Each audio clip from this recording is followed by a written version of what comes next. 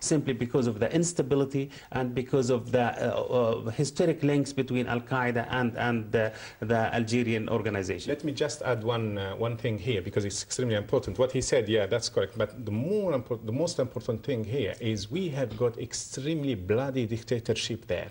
And there is a reaction to this dictatorship. The fight against them started on 92.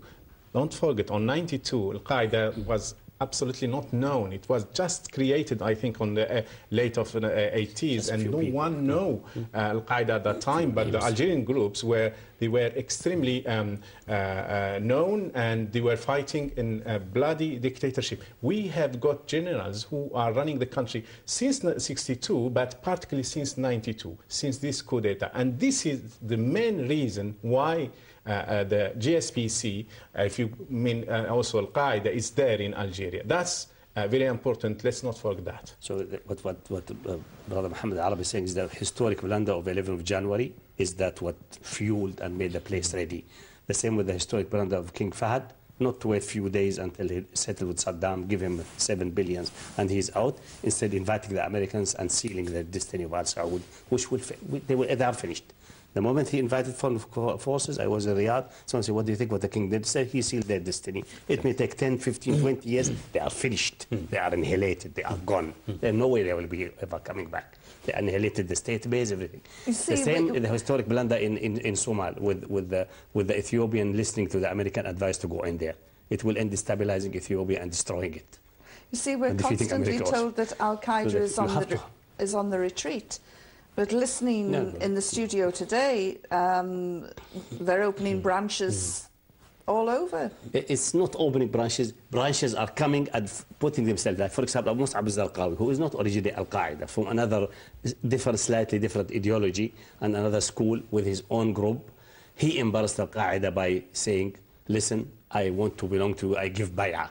It's very difficult if I tell you I want to belong to you, I want to give you bay'ah, they say no, I don't want you. This is impossible, especially with Al-Qaeda and Taliban in the predicament they were in Afghanistan. So they accepted. The same in Algeria, they accepted hesitatingly, but they are hoping that these previous negative experiences will educate the people to at least have one good step forward, possibly a quantum. I think in Algeria it's a quantum leap. From Gia to the... Well, we're about to enter into a break now, and before we do, stand by for this week's question.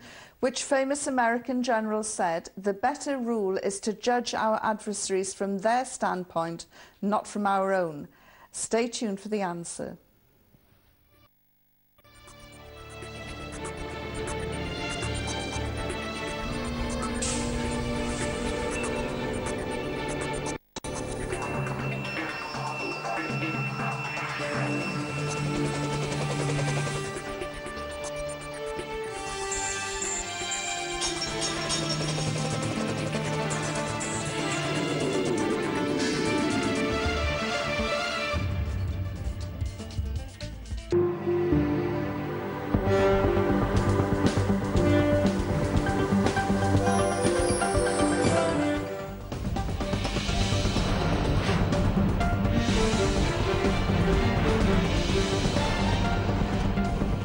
Press TV's News in Brief this hour. The International Monetary Fund has warned that the United States could face a deep and prolonged recession due to the current financial turmoil.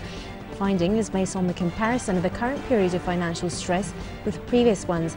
The report calls for strong action to deal with the situation. Russian President Dmitry Medvedev criticizes U.S. economic policy and says the world needs a new financial system. Meanwhile, the U.S. Senate passes a $700 billion financial rescue package to salvage the country's sinking economy.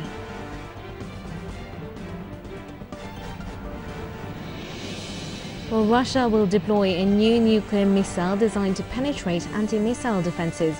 The Russian Navy says that by 2015, Moscow will build a fleet of nuclear-powered submarines to carry the new nuclear missile.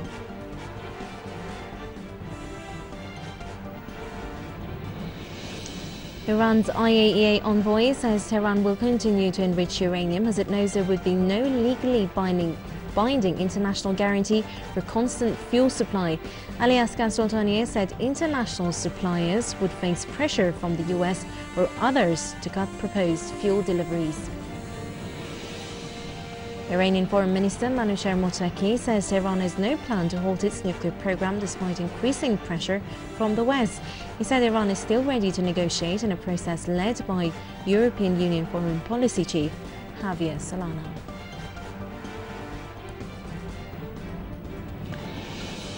Russia says it has no intention of making a political deal over Iran as a way to reach a compromise with the West on the Georgia conflict. Foreign Minister Sergei Lavrov says Moscow favours a peaceful and diplomatic solution to Iran's nuclear case.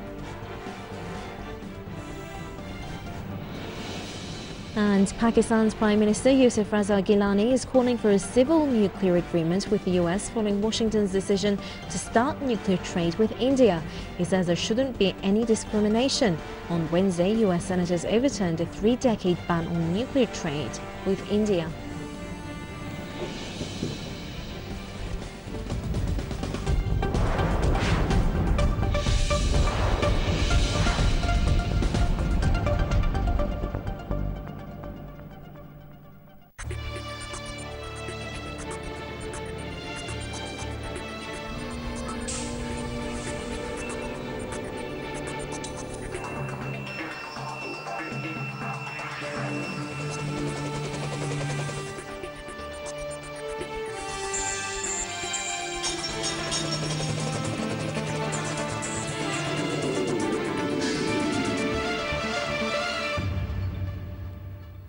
Welcome back to today's edition of The Agenda with me, Yvonne Riddley, and my guests, Mohammed Al-Masri, Dr. Abdul Bari Atwan and Mohammed Satut.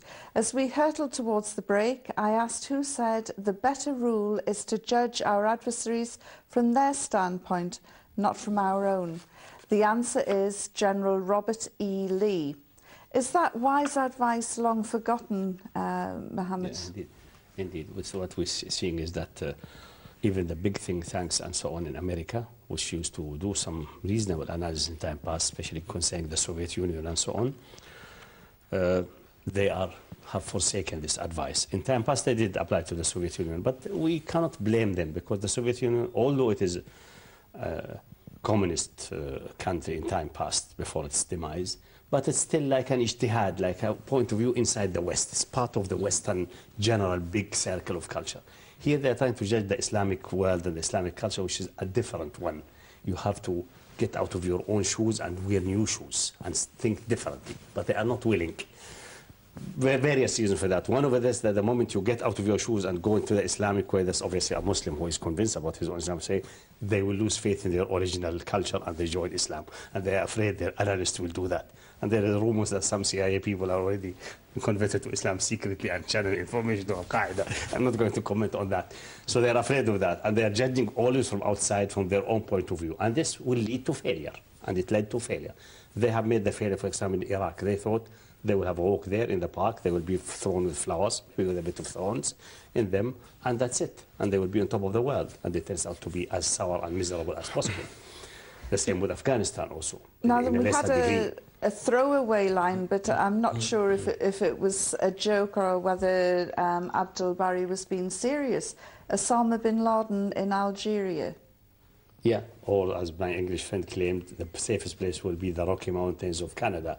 No, I think this is all. Well, that's going to have our Canadian viewers scrambling at the mountains. The safest place in the world will be really where you have the mountains in Afghanistan and the forests of Kashmir in that corner is the best place. This was, by the way, just for a small tip of information. It's now it's history. Well, I was just going to say, if you want your $50 million bounty, that's where he is, according to he asked me advice before leaving Sudan where to go. I was going to Yemen. I said, don't go to Yemen. There is a central state, a central military. They will get you even from the staunchest tribal chieftain. Somalia is a good option, but the problem you have to be a warlord and a bloodshedder. Are you ready to be that? He's not a bloodshedder. He's not a warlord.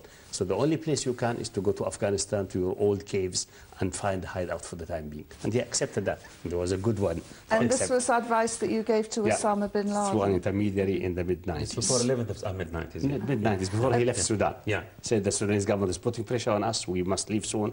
Where to go? I have a safe haven in Yemen. Say, Yemen is not a safe haven. Don't believe them. There's a central government, and they will be able to bomb you out to the top of the mountains. Somalia is a good place, but you have to be a warlord and shed blood without mercy. Are you ready for that? If you are not ready, then go back to Afghanistan. That's the place to go.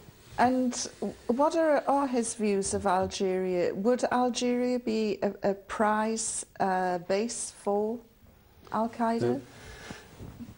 Could be, because of the mountainous nature and so on. But I think if this group is rational and capable, and if the civil society, what they call civil society in Algeria, will put enough pressure on the military so that they retreat and would not enforce